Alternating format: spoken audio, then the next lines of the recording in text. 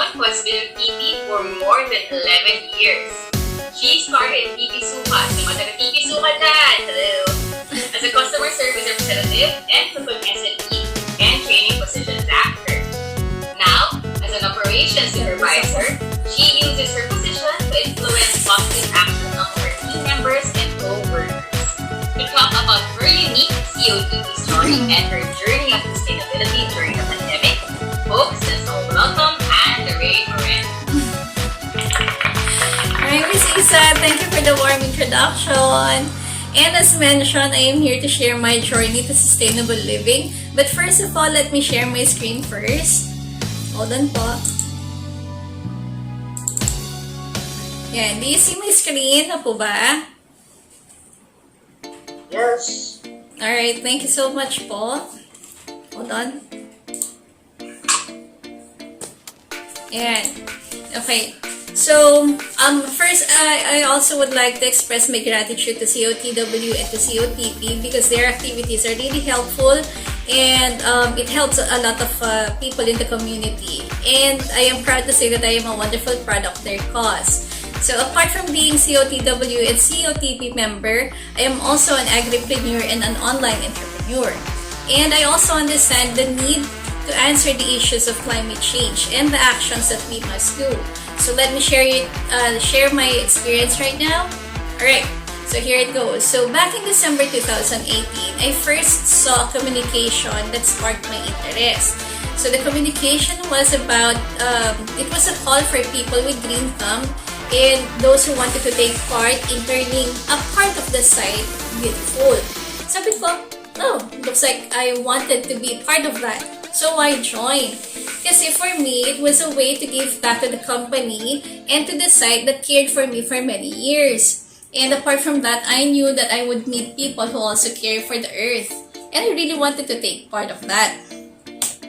So, on the day of the event itself, I found out na there will be two very inspiring people who will share their knowledge before we actually have the planting activity. So we have the stimulating activity and they told us about permaculture and hydroponics. Right.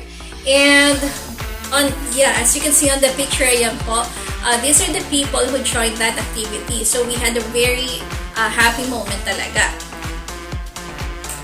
Alright. So back in March or a year after December, we didn't know that there would be a huge problem that will face and affect the lives of everybody. So, alam naman po natin, we have the COVID situation. And then from there, we experienced the loss of transportation. It also impacted our food supplies. Sabi namin, what are we going to do with this? Tapos, we remember, back in April na, we were taught how to use, we were taught about hydroponics. So hydroponics would allow us to grow foods without the use of huge land. So we can grow our own crops. Okay, so it's technically hydroponic is a simple way of growing foods without the use of land and soil. And apart from that, you would only have to feed a solution with this macro and micronutrients. So, in that process, or in the learning of hydroponic, we wanted to apply what we learned. So, we have this starter kit, as you can see in the slide. Okay. We use a small starter kit and also use containers. Kasi we wanted to grow foods. Okay. So, my husband and my idea was to grow lettuces. So, yan po. Now, we had a lot of experiments and it yielded to different results. So, by May 2020, we realized na, sige, let's go ahead and produce more vegetables for the community. So, by that time, as you can see, we were able to have 2 PVC pipes and 3 grow boxes that allowed us to produce about 94 lettuces. And since it was very successful, we expanded our production with 9 more grow boxes that produced 162 heads of lettuce.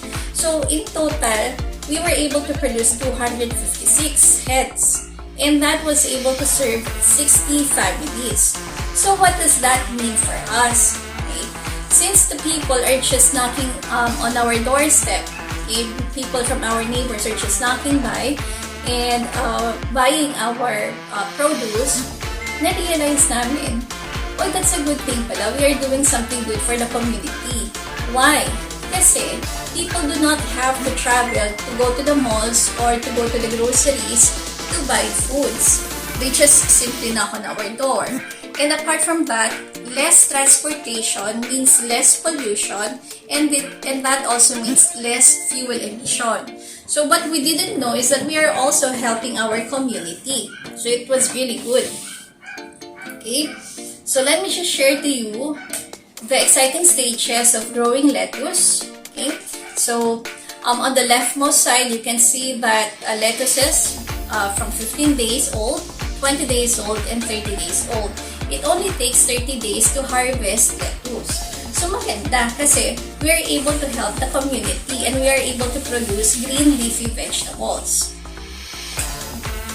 Alright, and since we are becoming more and more successful with the lettuce production, by December, we are able to expand our farm. Let's think of farm bill. So we were able to expand, and because of that, we were able to produce 720 heads. So imagine the impact. We were able to serve 180 families with one single production. We were able to help, and it has a really huge impact with our society. So maganda siya. Now let me also share another milestone in our lives. Okay. So back in February, we were featured in the television. So from that program, we were able to encourage people to grow their own food. Kasi we wanted to replicate the good effect of having your own food or your own vegetables from your backyard. So there you go. And from that program, by that time also, we were able to produce different vegetables. So we have the celery, the chili, the kangkong, and the newest produce that we have right now is the cucumber.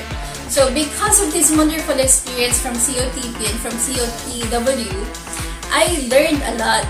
And right now, it has been a mission of my husband and I to contribute to a healthy lifestyle to everybody. Tapos, we can also provide fresh and healthy crops to the community. And we are also envisioning that people from our community can have this sustainable living. So I hope you enjoy what we shared. Okay, and if you also wanted to learn more about hydroponics, you could visit our Facebook page.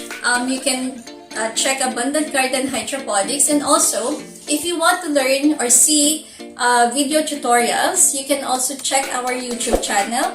Watch, like, and subscribe, please, guys. Just search for Abundant Garden Hydroponics. Thank you so much, COTW. Thank you, everyone. God bless.